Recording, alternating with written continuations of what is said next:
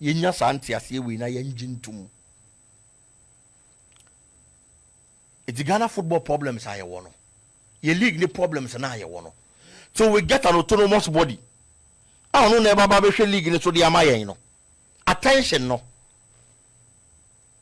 ask on attention no let's say acquire football so how to make it better and then your boss season we are the winner of the Ghana Premier League to require there or buy 1.3 billion or pay more the ababa be drew 5 billion why are there pa but he still has to do more. Last season I am sure this season Kumasi Asante Kotoko wage bill only be increase because Kotoko had a lot of Opemsuo Kotoko are top players for Ghana Premier League, a lot of them. Experienced players. Players almost see you also.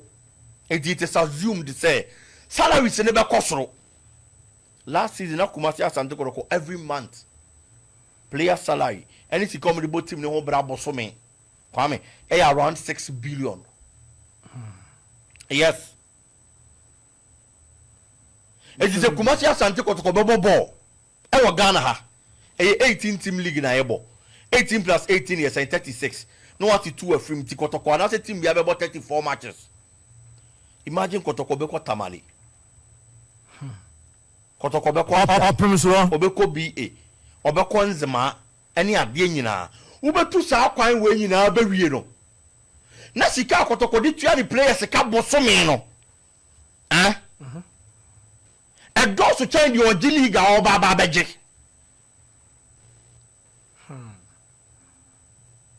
Just imagine this. Kumasi Asante Kotoko last season no boka 6 billion but so maybe it what to kwaya about 34 matches every you know. Sika ya de shan nsem. So bo league no obo homodin pa what bi age. Gisa sika we no. Eye sika Kumasi Asante Opemsuo maybe no. No the both team ne ho bra no. E do so change the league a oje.